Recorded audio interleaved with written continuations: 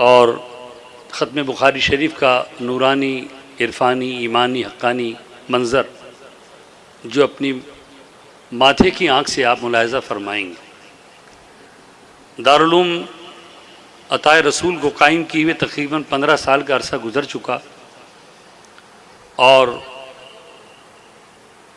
کسی بھی چیز کو قائم کرنے میں جد و جہد میں وقت تو لگتا ہے۔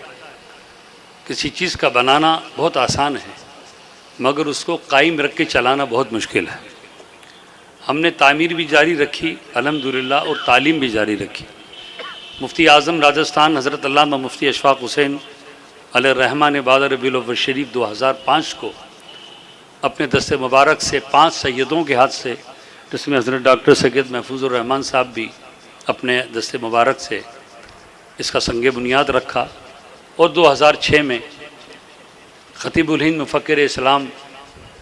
حضرت علامہ قمر الزماں صاحب general secretary world Islamic mission England نے دوسرے بلاک کا سنگ بنیاد رکھا۔ الحمدللہ 10 سال کی جد و جہد کا نتیجہ رہا کہ گزشتہ 3-4 سالوں میں پہلے ہم 11 سے زیادہ حفاظ کرام کی جماعت یہاں سے نکال چکے، اور 10 سال کی محنت کا، اور خاص طور پر ہمارے مدرسین کی محنت کا نتیجہ یہ رہا کہ الحمدللہ آج 12 عالم دین اور فاضل یہاں سے فارغ ہو رہے ہیں، سبحان اللہ۔ اس میں 3 جو ہے خواتین بھی ہیں جو عالمہ بنی ہیں، حافظ قاری ہیں، کل 23 طلبہ و طالبات فارغ ہو رہے ہیں۔ یہ ہماری 15 سال کی خدمت کا رزلٹ ہے۔ حضرات، آپ جانتے ہیں اچھی طرح سے اور سمجھتے ہیں اچھی طرح سے کہ ہم کسی پودے کو لگاتے ہیں، ڈر رہتا ہے مرجھا نہ جائے، بارش کی ہوا میں کہیں تھپیڑوں میں ہل نہ جائے، جڑیں ہو نہ جائے۔ تو جب ایک پودا جو ننھا سا ہے وہ کبھی ہوا سے مقابلہ کرتا ہے، کبھی آندھی سے، کبھی طوفان سے، کبھی گرمی سے، مگر اس امید پر کہ ایک دن اس چمن میں پھول کھلیں گے اور اس کی خوشبو سے چمن مہک جائے گا، سبحان اللہ۔ اسی امید پر مسلسل میں کوشش کرتا رہا، اور میرے استاد مفتی اعظم راجستھان حضرت علامہ مفتی اشفاق حسین صاحب قبلہ کی نیک دعاؤں کے صدقے میں یہ تمنا تھی کہ اس طرح میرے استاد نے مجھے بخاری شریف کی روایت بیان کرنے اور اس کو غلامان مصطفیٰ کے سینے تک پہنچانے کی اجازت دی ہے، کہ اللہ ایک دن ایسا لائے کہ اس بخاری شریف کو میں بھی ادارہ بنا کر اور حضور کی اس کتاب کا میں ختم کرواؤں۔ الحمدللہ ثم الحمدللہ یہ وقت آ گیا کہ اس پودے کو سینچا تھا، ہواؤں سے، طوفانوں سے بچایا تھا، آج وہ گلاب کے پھول کی طرح جو نظر آ رہے ہیں آپ کے سامنے، انشاءاللہ اس کی خوشبو سے نہ صرف یہ محلہ، نہ صرف کوٹہ، جہاں جہاں جائیں گے یہ دین مصطفیٰ کی خوشبو سے معطر کرتے جائیں گے، اور ہماری ایمان کو تازگی دیتے جائیں گے۔ حضرات، ایک بات چچنا سمجھ لیجئے کہ کسی پر تنقید کرنا، یہ چھوٹی سی زبان ہلا کر بول دینا بڑا آسان ہوتا ہے، مگر زمین پر عملی طور پر کام کرنا بہت مشکل ہوتا ہے۔ میرے استاد مفتی اعظم راجستھان علیہ الرحمہ ارشاد فرماتے ہیں کہ جب میں نے دارالعلوم مساقیہ جودھپور میں دین کے اس قلعے کو قائم کیا، بڑی تکلیفیں مجھے آئیں، حاسدین پہ پیدا ہوئے، منافقین پہ پیدا ہوئے، شرری پہ پیدا ہوئی، فساد پہ پیدا ہوئے، مگر میں نے کسی بات کی پرواہ نہ کی۔ پرواہ کی تو اس بات کی کہ یا رسول اللہ، آپ کی چمن کی خوشبو کو پھیلاتا رہوں، آپ کی دین متین کی اشاعت کے جھنڈے کو بلند کرتا رہوں۔ تو الحمدللہ آج راجستھان کا باڑمیر جیسلمیر کی دھوروں سے لے کر کوٹہ کی چمبل کی لہروں تک کوئی ایسی مسجد، کوئی ایسا مدرسہ ایسا نہیں ہے جہاں دارالعلوم مساقیہ سے پڑھے ہوئے عالم اور حافظ آج راجستھان میں موجود نہیں ہیں۔ آپ فرماتے ہیں کہ بخاری شریف یہ وہ مقدس کتاب ہے، اس پر ہمارا یہ ایمان ہے کہ ہم اللہ کی کتاب کو کتاب اللہ کہتے ہیں، اور رسول اللہ کی کتاب کو فرمان رسول اللہ یعنی حدیث پاک کہتے ہیں۔ کتابیں تو احادیث کی بہت سی ہیں، مگر ان کتابوں میں سب سے مقدس کتاب جس کا نام بخاری شریف ہے۔ قرآن میں اللہ نے فرمایا نماز پڑھو،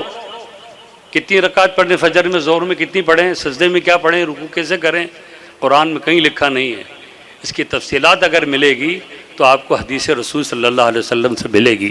جس میں تفصیل کے ساتھ اسلام کی ساری معلومات بیان کی گئی۔ مگر بخاری شریف کو یہ عظیم مرتبہ حاصل ہے کہ ایک مقدس ولی سیدنا اللہ کے مقدس ولی سیدنا ابو زید مروزی رحمۃ اللہ تعالیٰ علیہ فرماتے ہیں کہ میں مطاف رکن یمنی کے اندر طواف کر رہا تھا، اچانک میری آنکھ لگ گئی، میری قسمت بیدار ہو گئی، میں نے خواب میں دیکھا کہ رسول اللہ صلی اللہ علیہ وسلم کی تشریف آوری ہو گئی، سبحان اللہ۔ اور مجھ سے رسول پاک فرمانے لگے کہ ابو زید مروزی کب تک تم شافعی کی کتاب پڑھو گے، تو میری کتاب کیوں نہیں پڑھتے؟ تو میں نے کہا یا رسول اللہ آپ کی کتاب کون سی ہے؟ تو آپ نے فرمایا محمد ابن اسماعیل کی جامع بخاری، سبحان اللہ۔ یعنی حضور نے بخاری شریف کو اپنی کتاب فرمایا، تو جو آقا بخاری شریف کو اپنی کتاب فرمائیں وہ کتنی مقدس کتاب ہوگی۔ جس کتاب کا ختم جس محلے میں کیا جائے، جس شہر میں کیا جائے، جس صوبے میں کیا جائے، اللہ اس کے برکت سے اس کی بلا اور وباؤں کو دور فرما دیتا ہے۔ جس کشتی میں بخاری شریف ہو وہ ڈوبتی نہیں ہے، اور جہاں رکھی ہو اس جگہ قحط سالی نہیں ہوتی ہے۔ حضرت مفتی اعظم راجستھان فرماتے ہیں کہ میری دادی کی آنکھوں میں روشنی نہیں تھی، نابینا تھی، انہوں نے علماء سے ہی سنا تھا کہ بخاری شریف کے ختم کے وقت جو دعائیں کی جاتی ہیں اللہ اس کو رد نہیں کرتا۔ تو میرے دل میں تمنا ہوئی کہ میرے پوتے یعنی مفتی اشفاق حسین عالم دین بن رہے ہیں، تو میں بھی اللہ سے دعا کروں گی کہ اللہ تعالیٰ بخاری شریف کی برکت سے میری آنکھوں میں روشنی دے دے، تاکہ میں اپنے پوتے یعنی ہمارے استاد حضرت مفتی اعظم راجستھان کی زیارت کروں۔ حضرت مفتی اعظم خود روایت کئی مرتبہ بیان کی فرماتے ہیں کہ میری دادی نے ختم بخاری شریف کے وقت جیسے یہ دعا کی، اللہ تعالیٰ نے ان کی آنکھوں میں روشنی عطا فرما دی، اور اپنی آنکھوں سے انہوں نے اپنے پوتے حضرت سیدنا مفتی اشفاق حسین کی زیارت فرمائی۔ حضرات تو یہ مبارک وقت قریب آ گیا ہے ختم بخاری شریف کا، اور انشاءاللہ تعالیٰ اس مبارک وقت کو ہم ایک لمحے کے لیے ضائع نہیں کرنا چاہتے۔ مفکر اسلام حضرت علامہ شاکر علی نوری صاحب تشریف فرما ہیں، ابھی آپ نے سیر حاصل بڑی جامع اور معنی دور حاضر کے لحاظ سے بھی ایک نصیحت آموز تقریر حضرت علامہ سید امین القادری صاحب کے سماعت فرما لی ہے۔ میں حضرت